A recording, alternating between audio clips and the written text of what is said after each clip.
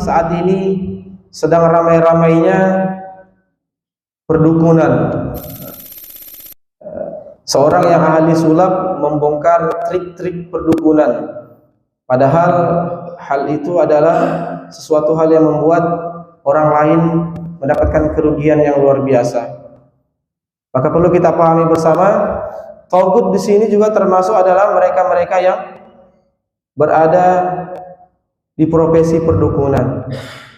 Bahkan mereka termasuk anak-anak para syaitan yang kelak akan memberikan dukungan kepada syaitan, iblis laknatullah, untuk menggelincirkan manusia kepada jalan yang tidak disyariatkan oleh Allah Subhanahu wa taala.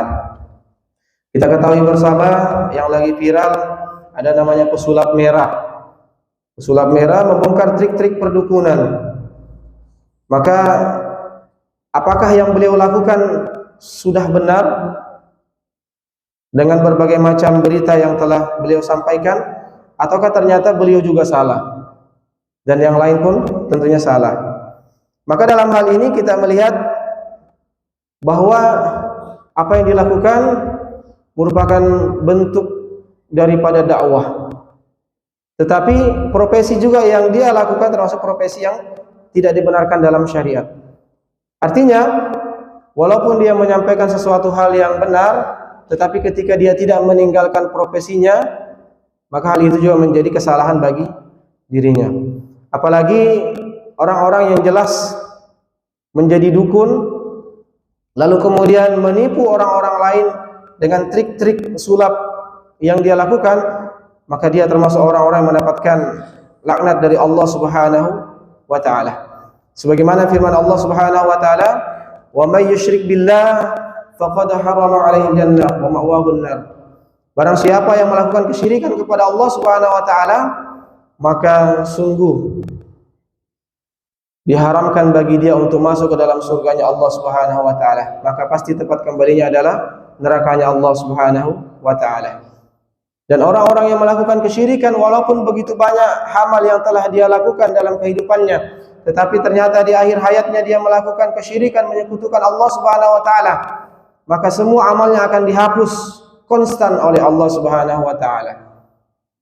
Wa may yusyrik billah faqad habita amaluhu wa huwa fil akhirati minal khasirin. Barang siapa yang melakukan kesyirikan kepada Allah Subhanahu wa taala, praktek-praktek perdukunan, apakah dia sebagai pelaku ataukah dia sebagai pasien, lalu kemudian tidak sempat bertobat kepada Allah Subhanahu wa taala, faqad habita amaluhu, maka pada saat itu juga sungguh Allah Subhanahu wa taala akan menghapuskan seluruh amal-amalnya. Maka sayang seribu sayang ketika hal ini terjadi pada diri kita. Biasanya dalam hal pasien, seseorang yang mudah sekali mendatangi peramal ataupun dukun adalah orang-orang yang sedang berada dalam kesulitan. Baik kesulitan finansial, kesulitan ekonomi apalagi, ataupun kesulitan dalam hal kesehatan, sedang sakit dan ingin cepat, ingin sembuh dengan cara yang instan, sebagaimana yang orang-orang sampaikan untuk mendatangi dukun. Na'udzubillahi min dzalik. Padahal ketika kita menjadi hamba-hamba Allah Subhanahu wa taala yang paham betul akan takdir dari Allah Subhanahu wa taala merupakan yang terbaik untuk kita, maka apapun yang Allah tetapkan kepada kita, kita pasti akan ridho. Kita senantiasa menerima setiap ketetapan dari Allah Subhanahu wa taala. Sebagaimana sabda baginda Rasul sallallahu alaihi wasallam, "Innallaha la yaqdi lil mu'mini qada'an illa kana khairan lah."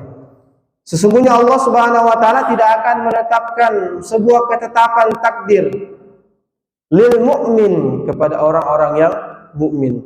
Qada'an, ketetapan takdir dari Allah Subhanahu wa taala, illa kana khairan lah, kecuali ketetapan itu, takdir itu adalah suatu hal yang terbaik untuk dirinya.